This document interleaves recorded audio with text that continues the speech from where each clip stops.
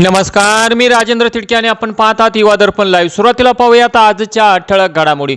America इस्रायलने 24 तासात इराणवर 1200 bomb डागले। सर्वोच्च नेते खोमेनी यांचा मृत्यू, इराण म्हणाला याचा बदला घेणार।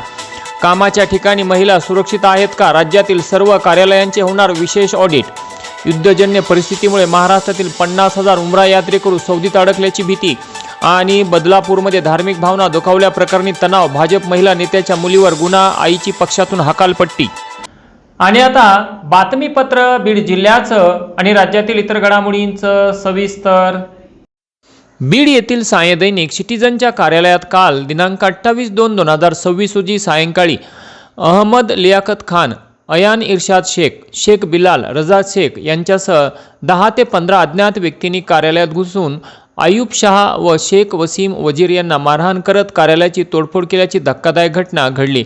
संबंधित व्यक्तीने तुम्ही बाहेरचे मॅटर तुमच्या ऑफिसमध्ये का सोडवता असा जाब विचारत संपादक मुजीब यांच्याशी वाद घालत मारहाण केली व त्यांच्या खिशातून अंदाजे 15 ते 20,000 रुपये जबरदस्तीने काढून घेतल्याचा आरोप करण्यात आला आहे।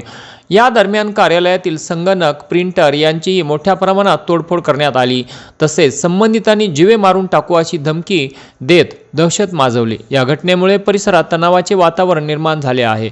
या प्रकरणी संबंधितांविरुद्ध पोलिसात तक्रार दाखल करण्यात आली असून दोषींवर कठोर कारवाई करण्याची मागणी पत्रकार संघटनांकडून करण्यात येत आहे। या प्रकरणी बीड शहर पोलीस अधिक तपास करत आहेत।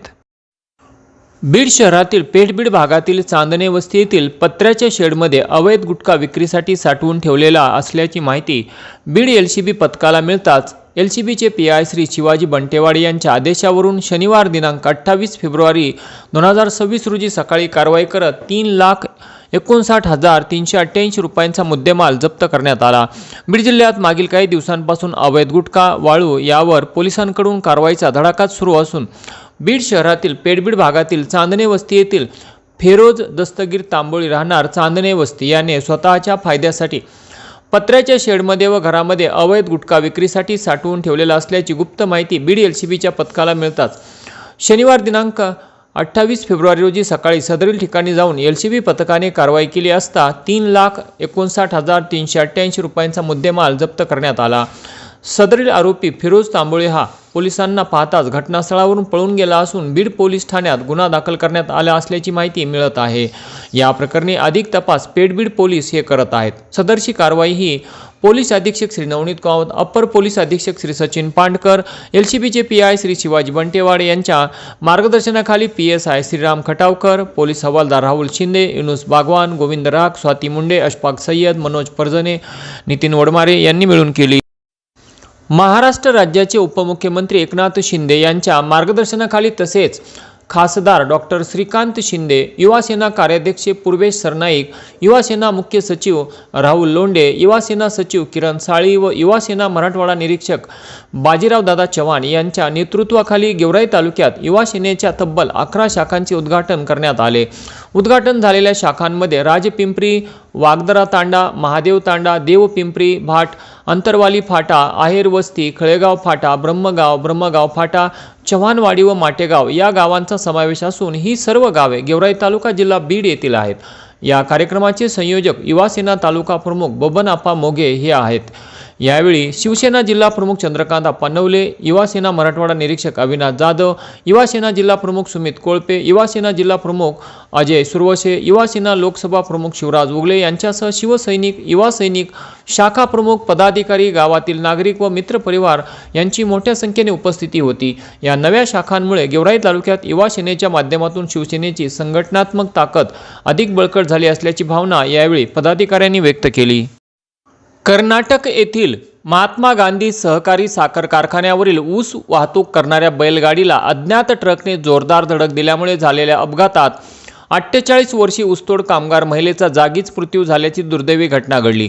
वडवणी तालुक्यातील मौजे खडकी ग्रामपंचायत अंतर्गत टोकेवाडी येथील रहिवासी मधुकर कराड हे ऊस तोडणीसाठी कर्नाटक राज्यातील महात्मा गांधी सहकारी साखर कारखाना येथे गेले होते।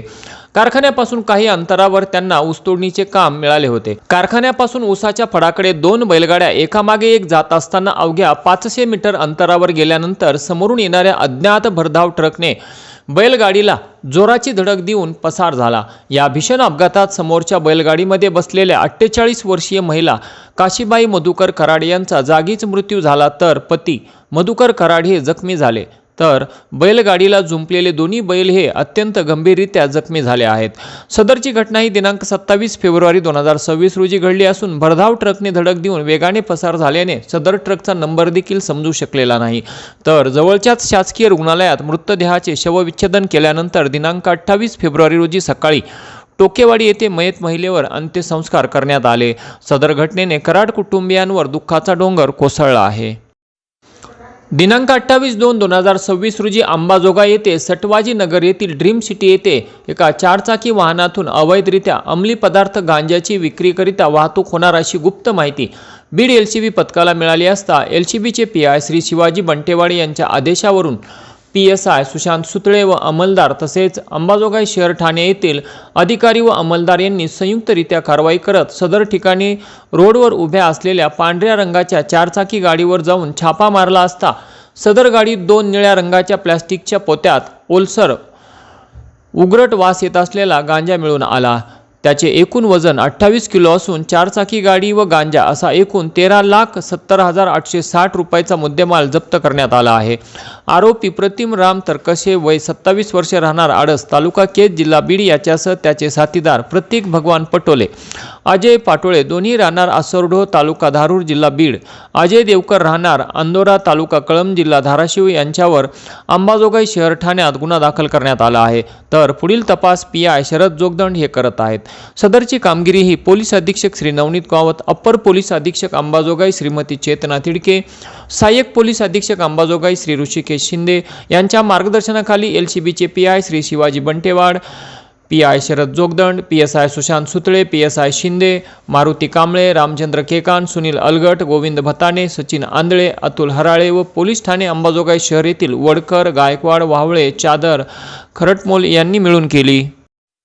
बीड येथील सायदैनिक बीड रिपोर्टरचे संपादक तथा मौलाना आझाद आर्थिक विकास महामंडळाचे संचालक शेख तय्यब यांच्या आई लियाकत बी सिकंदर शेख यांचे शनिवार दिनांक 28 फेब्रुवारी 2026 रोजी रात्री 11:30 वाजण्याच्या सुमारास निधन झाले। मृत्यूसमयी त्यांचे वय 74 वर्ष एवढे होते, तर आज दिनांक 1 मार्च 2026 रोजी सकाळी 10 वाजता तकिया मस्जिद येथे जनाजा नमाज अदा करून येथील कब्रस्थानामध्ये त्यांचा शोकाकुल वातावरणामध्ये दफनविधी करण्यात आला। यावेळी राजकीय, सामाजिक, शैक्षणिक आणि पत्रकारिता क्षेत्रातील मान्यवरांची उपस्थिती होती। शेख कुटुंबियांच्या दुःखात युवा दर्पण लाईव्ह परिवार सहभागी आहे। आणि याचबरोबर आजचं बातमीपत्र संपलं। उद्या पुन्हा भेटू काही नव्या आणि ताज्या घडामोडींसह। तोपर्यंत पाहत राहा युवा दर्पण लाईव्ह चॅनल, लाईक करा, सबस्क्राईब करा आणि खाली दिलेल्या बेल आयकॉनला प्रेस करा। तोपर्यंत नमस्कार।